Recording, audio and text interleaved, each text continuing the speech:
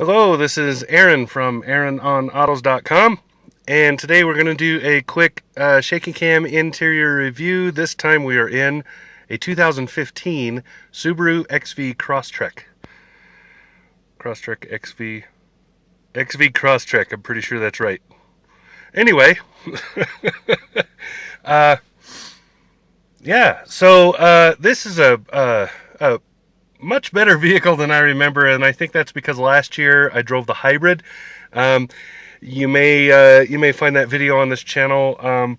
I was not very impressed with the hybrid version at all. It was pretty gutless and rode horribly. It just was not a good car. This is head and shoulders above that. This is a much better car. For about $26,000, I think it is here, you're getting almost a fully loaded vehicle. There's only a couple of options that aren't on this one, and just great. And if you can see out the window there, the off-road credibility is pretty good considering what the car is. Anyway, so let's just very quickly go over the controls because they haven't really changed any. And I just had an Impreza last week, and I'll have a Forester later today, and they're basically all the same as far as the interior layout goes. So here you have the windows and locks and side mirrors and whatnot. And here's your dimmer fader and the traction control. Looking at here, you have your lighting here, and then this controls your infotainment. I'll get a little more into that, but menus and stuff up here. This is volume control and then moving around, and then down here is your phone, and then you'll use this fairly often. This is for the voice controls. Subaru's system is Starlink, and it is improving immensely. It's now on par with everybody in the segment and better than many. So Subaru's come a long way. They've done a really good job with Starlink. Over here you have your cruise control stuff. You'll notice this does not have adaptive cruise. I will look it up to make sure, but I do believe that eyesight is a option on this car, and I just don't happen to have it. Of course, paddle shifters, because this is sport. It's for the younger market. I've used them just to downshift to come off the freeway and stuff, but otherwise I really haven't used them much, because when you're pushing the accelerator, it does a pretty good job of ramping up the RPMs for you. Here you have your washer wipers, and you twist it for the rear. Now, looking at the instrument cluster, and I may not have picked the best position because I think the sun just came out behind the clouds, and we've got a lot of whatever. Anyway, hopefully there we go. So you have your tachometer there, speedometer there. This is your MPG gauge for what it's worth. I'm not gonna claim that it's any kind of accurate. And then here you have your driver's information screen. It's pretty basic, but you can change a few of a few of the things that are on there using that little lever over there, or the trip button over there. But for the most part, I've been leaving it here. You can see I've put about 225 miles on this car and used half a tank in the process. That should tell you the kind of fuel economy you can expect. This one's push button start. I'm not 100% sure, but I'm pretty sure that is standard in this car. Up here you have your other information screen, and I definitely did not pick up a good spot, but we'll deal with it. Other information screen up here, again, pretty basic information. Mostly it's outside temperature and your average MPGs and so forth. Then past the vents here, you have the radio controls there, CD player right there, and this is the Starlink infotainment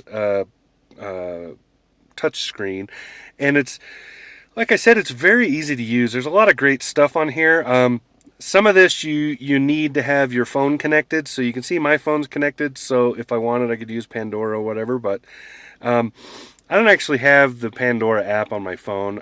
I dumped it, but I have tried this, and everything I want it to do, it does very well.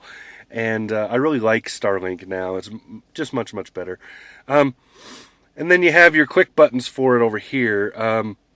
For the most part, I really like these. What I would want personally would be to have an audio button, and that's because 90% of the time I'm fiddling around with this, if it's not to answer a phone call or a text message, which by the way this will read to you, it's just to go to the audio screen and tune the radio. So I'd like to have a fast way to do that, but that's kind of a personal thing. I don't know that everybody needs that.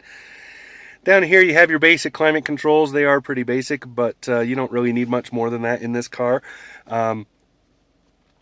Pretty straightforward. You just tell it, how high you want it to be blowing, where you want it to blow, and then what temperature you want it to be doing it at.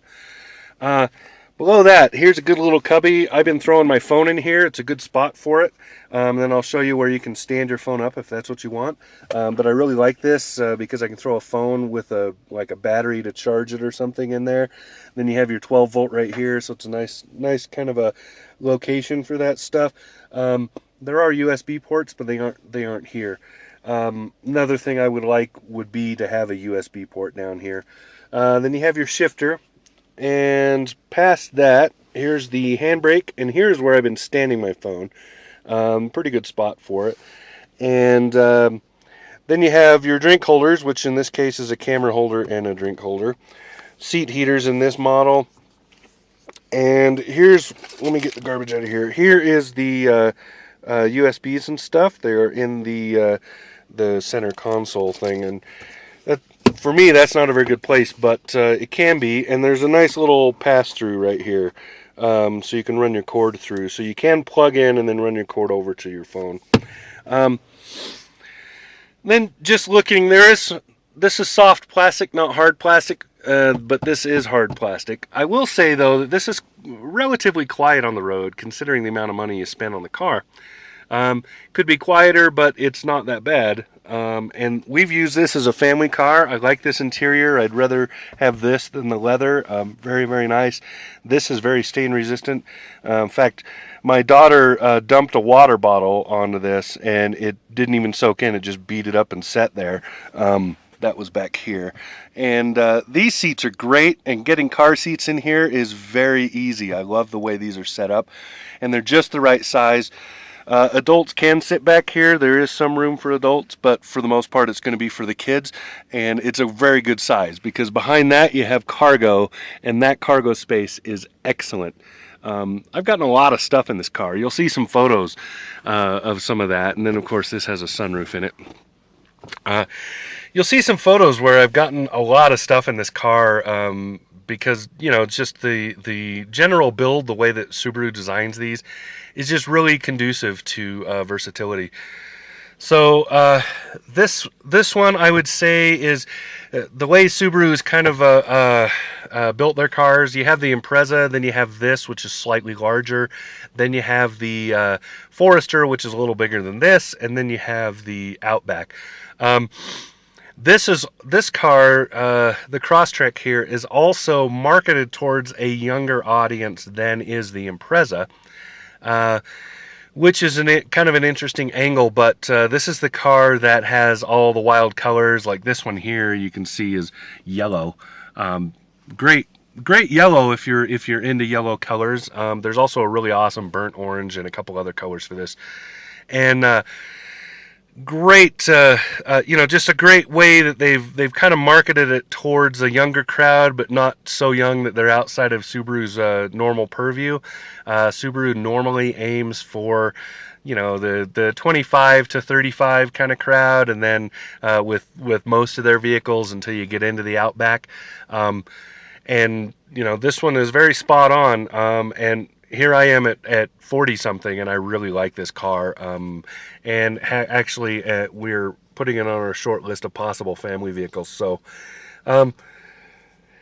anyway, that's about it. This is the 2015 Subaru XV Crosstrek, and this has been Aaron from AaronOnAutos.com. We'll talk to you again soon.